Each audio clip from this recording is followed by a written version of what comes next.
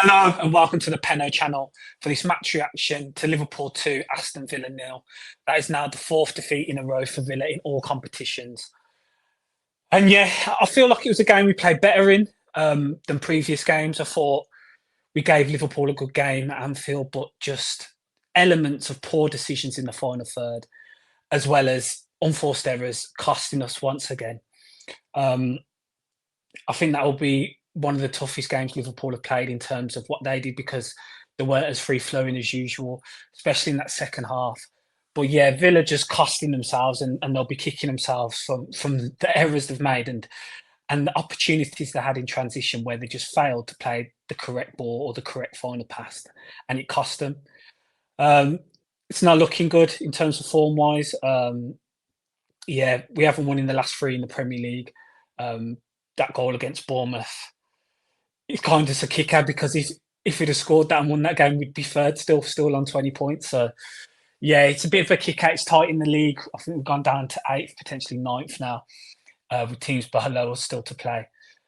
So yeah, going into the game and going into the lineup, I thought, okay, I expected the back four to be as it was. I did expect Carlos to continue to start with Matty Cash being out injured as well.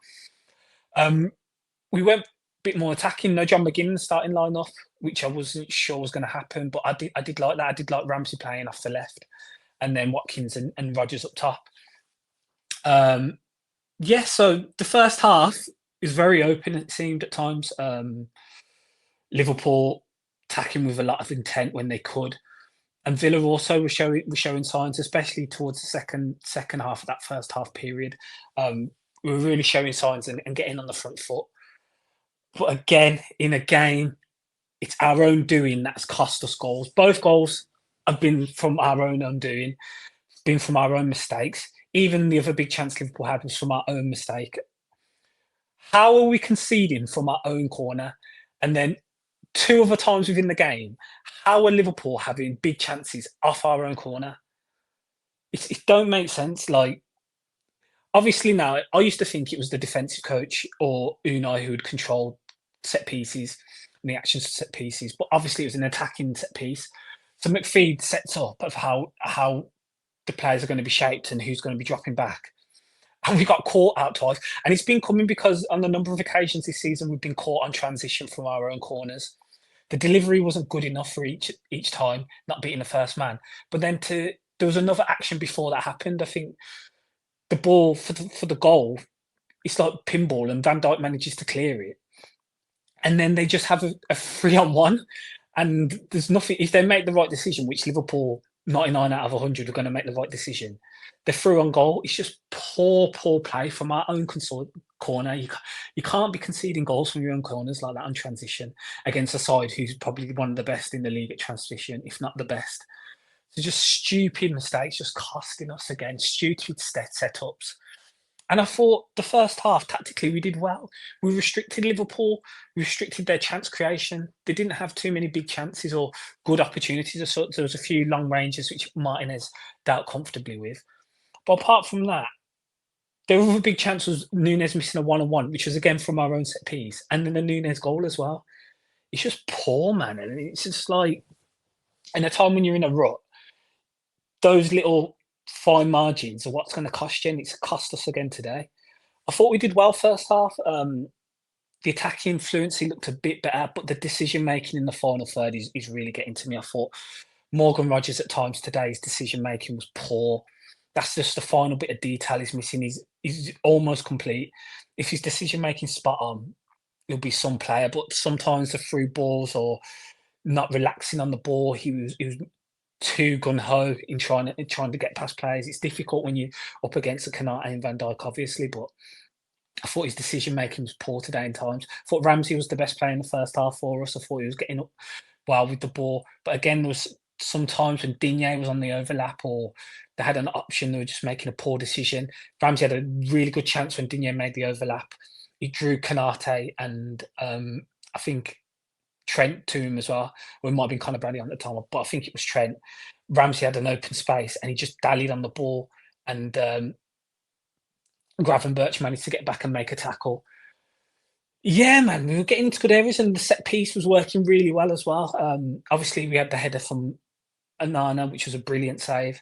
Um, there also another header, I think it was from Diego Carlos, which was a good save as well. And Ollie Watkins almost gets the rebound. We'll talk on David Coote in a minute because I think he had a poor game for both sides for sure. But yeah, it seemed like Watkins was getting pulled back at that moment in time, and nothing was given. We saw the decision in the second half as well, which we'll get onto. But yeah, I thought first half we're more than capable of getting back into this game because okay, Liverpool had a lot of the ball, but they weren't doing much with it. Our shape was good. Unai set us up well. Our shape was good. We stopped them playing through the middle. They were going out wide, but they weren't really causing us too much problems from out wide. So we were in a good shape. We were managing to drag them out when we were playing, especially second half. And there was spaces for us to play. Um, a shame about Jacob Ramsey, man. He's just becoming injury prone now, isn't he? It's such a shame. He looked like it potentially was his hamstring. He walked off, but yeah, man, if it's not one thing, it's another with Jacob Ramsey. And after a season where he was out for the majority of it last season, he's had an injury already this season, and it looks like he's got another one again. And he played really well today. I thought he was the one who looked the brightest for us. Okay, in the attacking third again, not as cutthroat as we like him to be, but I thought in the build up and moving with the ball, he was really good. So second half, okay, decisions. We'll get to David Coote because I don't want to stay on too long. Watkins dragged in the half. That could have been a penalty. I thought Leon Bailey was very lucky. Whether there is a double jeopardy rule because Darwin Nunez scores, it would have been interesting to see what happened there. Because he did seem to pull back that Mo Salah. We moaned a few weeks ago about Upamecano not getting sent off against Watkins, which we thought was a red card. I thought it was a red card for two times, to be honest. But he did, and he got booked in the end. I think Bailey was fortunate, but if he's double jeopardy, then we understand why he didn't get sent off because Darwin Nunez scored. Pau Torres now, I think that's a penalty. That is a penalty. You can't just pull the player. The first thing that happens as well is once the ball's whipped in, after Conor Bradley's pulled Pau Torres, Conor Bradley clears the ball. So he's definitely interrupted play because the ball was going to Pau Torres. It went in that direction. He's pulled his shirt. And then 5 minutes later, David Coote gives the decision where Kamara pulls just identical to what Conor Bradley did and pulls Gravenberch's shirt and he gets it's a free kick. But just because it's in the penalty area, no, it's a foul, it's a free kick, it's a penalty because he pulls his shirt back. And Pau Torres would have been involved in the play there because the ball went to him. Conor Bradley cleared it. So shocking. I think he had a shocking game for both teams, to be honest. But there were some big decisions that I don't think went Villa's way in that game. Yeah, poor performance. We'll move on from that because I thought second half we were better than we were first half. Liverpool, we restricted them. We sat in our shape.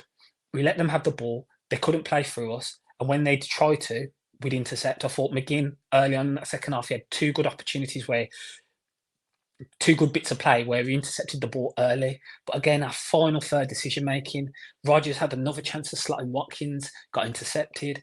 McGinn had a cross that could have gone in, got like the defender blocked the cross. It was a good moment because there was about four players in the box. Even when Philogene came on, it just looked like he went at it. Bailey was one on one a few times and couldn't even beat the man. Like the decision making was so poor. We just it wasn't the best. Rodgers' huge opportunity start of the second half puts it well wide. Like the chances and opportunities were there, and I think the setup was really good, really really good. But we just couldn't finish our dinner. Or when we got into those areas where we were on transition, 4-on-3s, making incorrect decisions, and it cost us. And then when you get into it, when you play a side against Liverpool, they're going to have a bit more pressure. I think Darwin Nunez had a good chance with the header. Apart from that, there's nothing until the goal, really. And again, the goal, it comes from them on transition, and we have the ball. And Diego Carlos has just done it again. He's headed it straight to Salah. Of all the places he could have headed it, he could have just headed it out of play, headed it straight to Salah. And I say, an unforced error is costing us every game now. And that's another one there, which has cost us from potentially trying to get a point, and he's killed the game off. Good finish from Salah. What can you do? 2-0, a game which the neutral will probably watch and thought that didn't deserve to be a 2-0 game to Liverpool. Villa could have got something out of it if when the opportunity struck and they took the chances. those moments, but that's what elite teams do. And Liverpool, when they had those big moments, they took their chances, and he killed the game off in the end.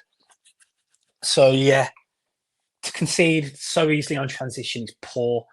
In the final third, it's not clicking. The decision making is not clicking. The shape was much better today. I thought we played much better in the fence. We allowed Liverpool to come at us, but we could play through it at times. In the second half, we got the ball. We won the ball high up the pitch, and we were getting into good areas. But the final ball and the decision making was just poor again.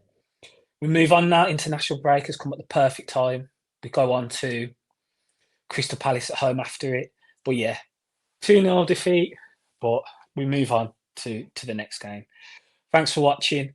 If you could like, subscribe, and hopefully this 2-week period does Villa good. Up the Villa.